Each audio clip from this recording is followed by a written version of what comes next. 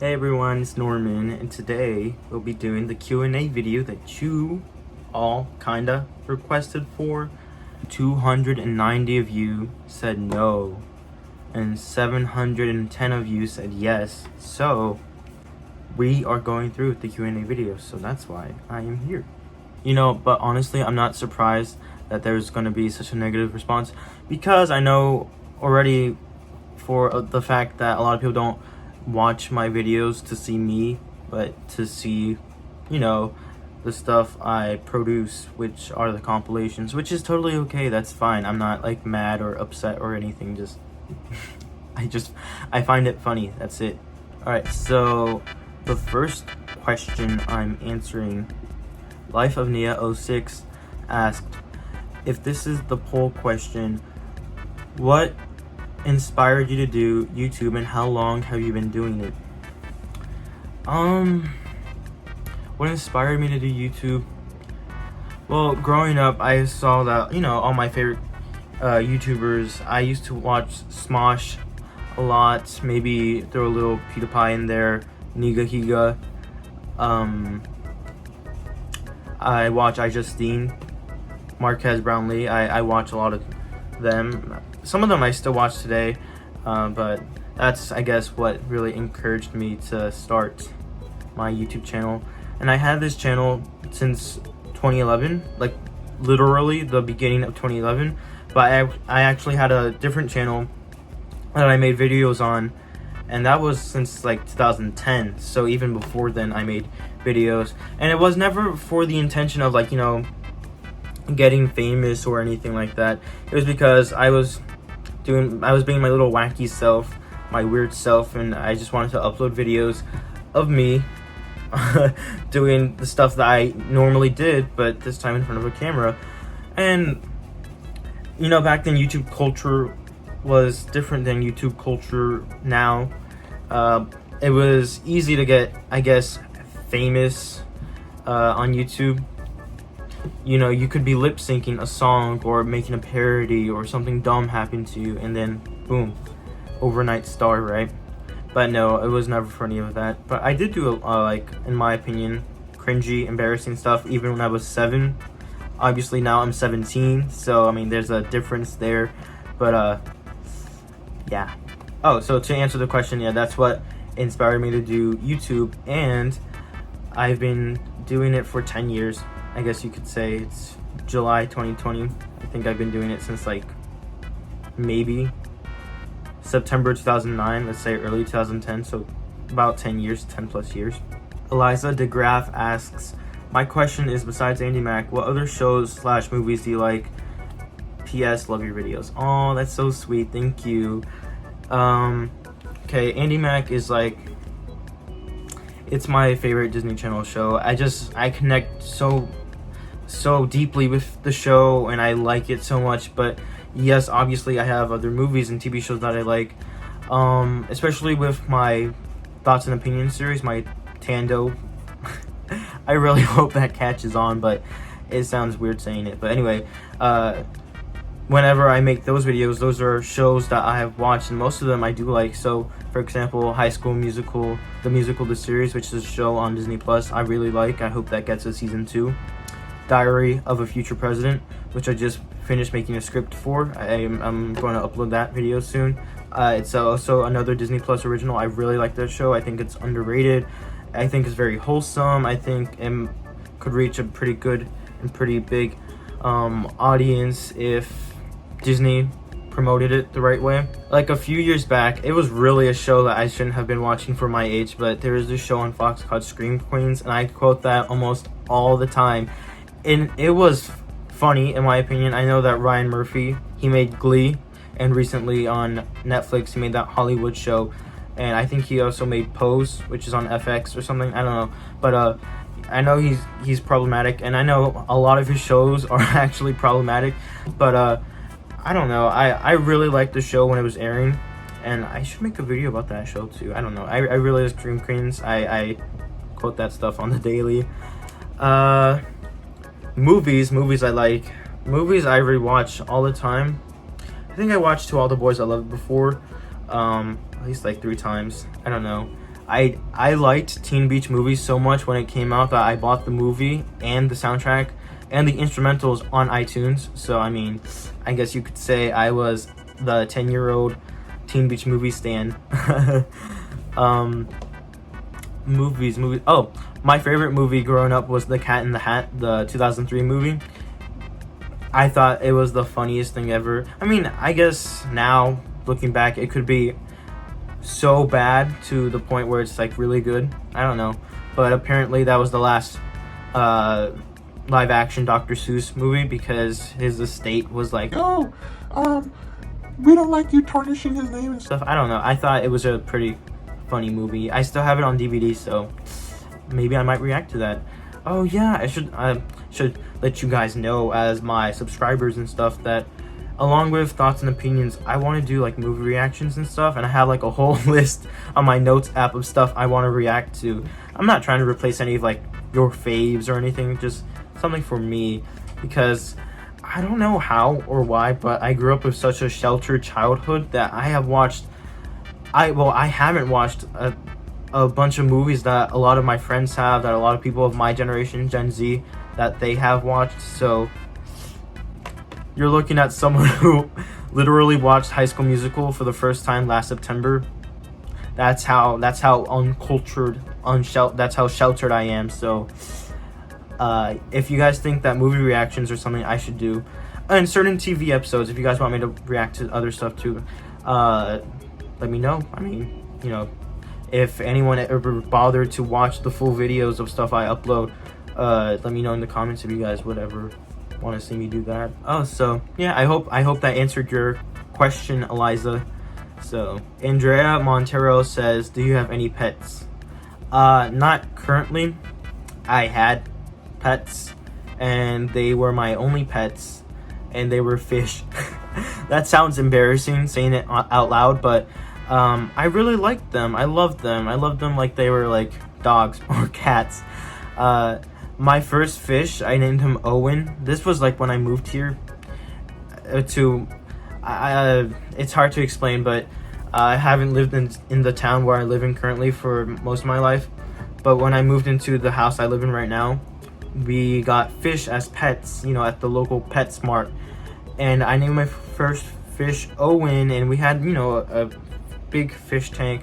Not like a humongous, but, you know, just a good sized fish tank. Not one of those like fish bowls either, but just like a fish tank. And we bought like a bunch of decorations for it. And I think the fish, of course my memory isn't going to be so good for remembering how long fish lives last, but I think he was alive for a pretty good time. I try to take care of him the best I could as like a 7, maybe 8-year-old. But alas, like most fish, they die. I recently read up on new tank syndrome, which is basically when you take a fish out of a tank from like a pet store, let's say that has had plenty of bacteria by the time that you buy it, and you put them in a brand new, very clean fish tank, and then like if you buy new fish and they die like the next day, that's new tank syndrome. They're not adjusted to the cleanliness of the tank. They need bacteria and stuff, so I think that's why a lot of fish die. I think my fish died after a good while. So yes, you will forever be remembered, Owen. Also, like when fish have babies, they have like a lot of them, but then like you need a lot of fish food to like sprinkle down into the fish tank. I don't think it matters anyway because like they die in a week. But when did this turn into fish death discourse? I don't know.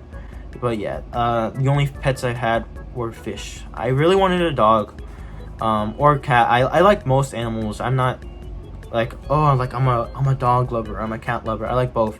But I'm 17. I've lived in a house for most of my life. I haven't had like a single pet like that. So Bailey Hamlin says, what's the most embarrassing thing you've done?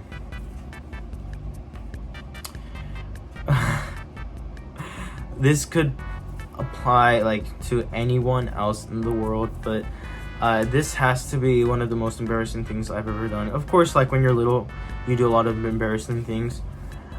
I accidentally pushed off a girl at a swing set at my elementary school with my belly.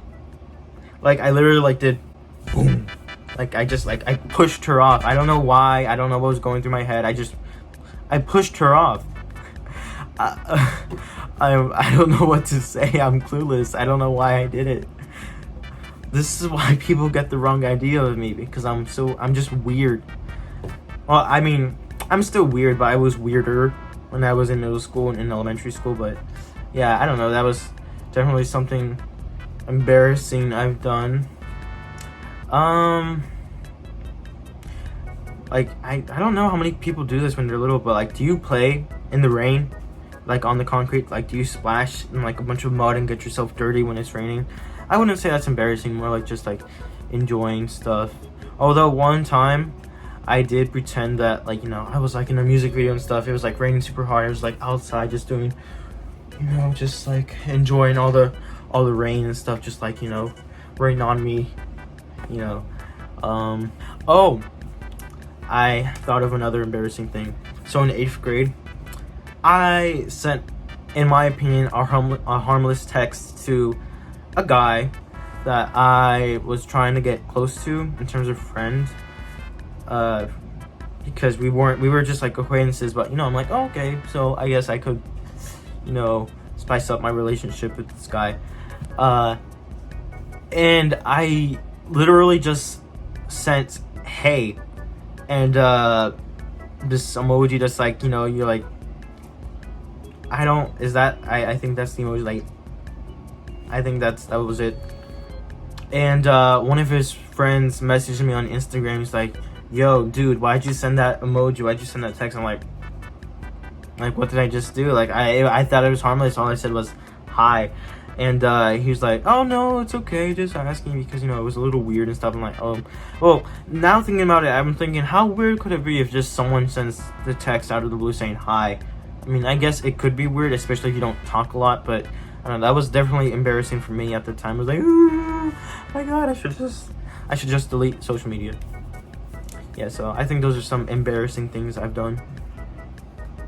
Thank you for the question, Bailey. Hallie Hoteling, if I pronounced that correctly, asked me again if I had pets or how many have I had in the past. Just fish, like I explained before. But thanks for the question. Carly Cheney says, why did I want to do the Q&A and why did I want to start a YouTube channel?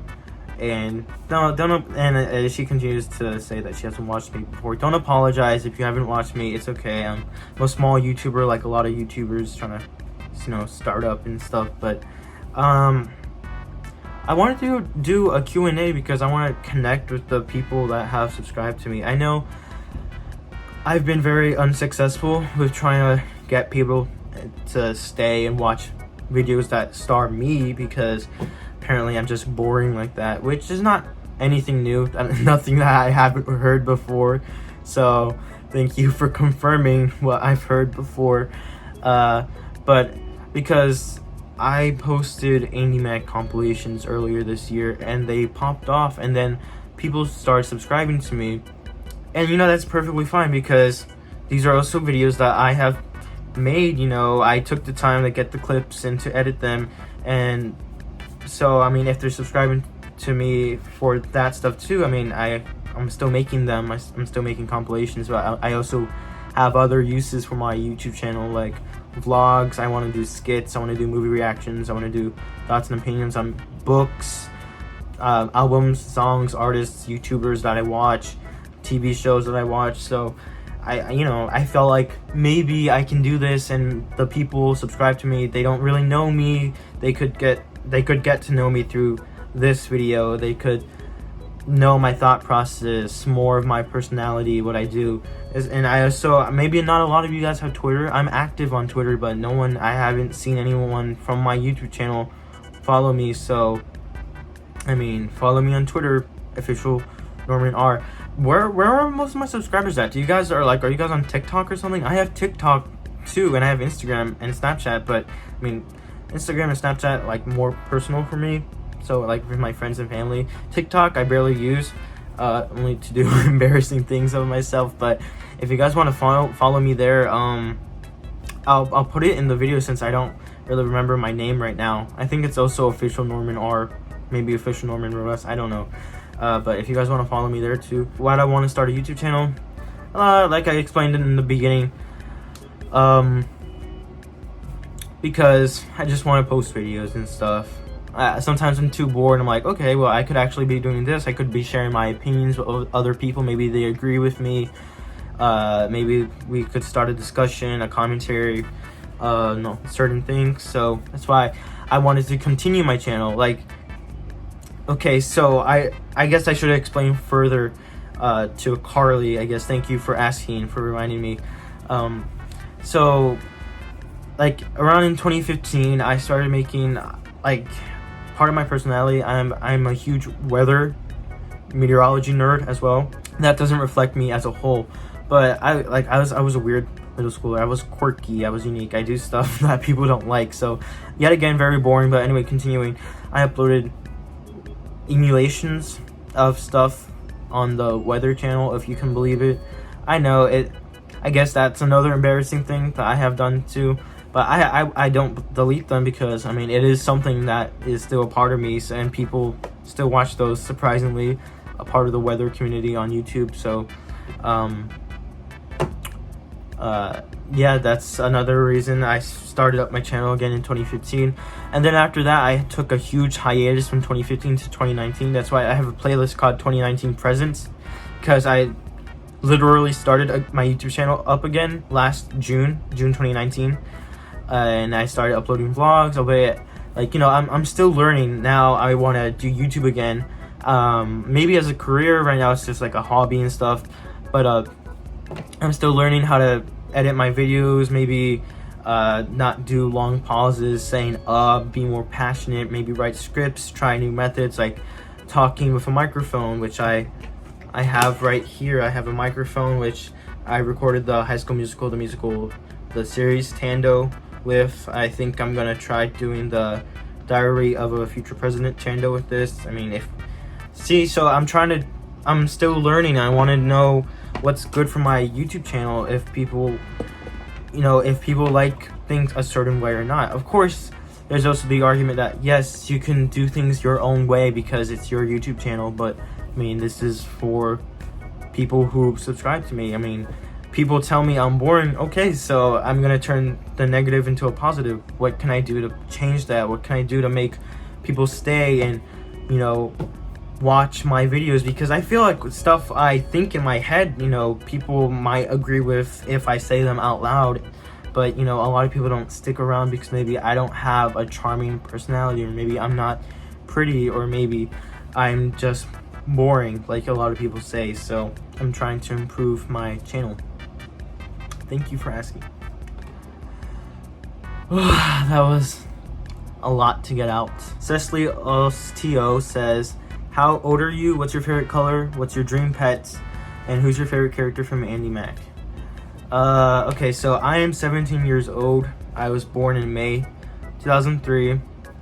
So I am very much a Gen Z. But I'm like, okay, so I'm old enough to like grow up with like 2000 stuff and also 90s stuff because of my parents and my older brother who was born in 1999.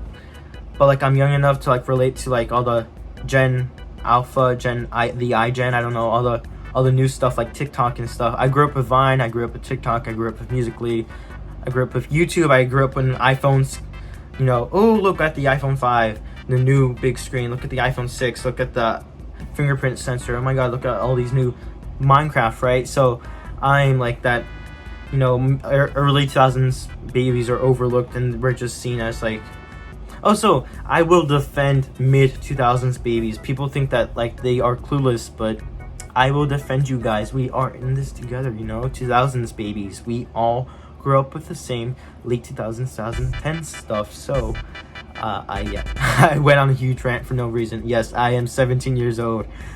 My favorite colors are blue, like ocean blue, maybe light blue, baby blue. Like, look at the band for my Fitbit. This is like a light blue. I like this color. White, like I said, I think white goes with a lot of colors. It's just very, I know people will say it's basic and bland, but I like that color.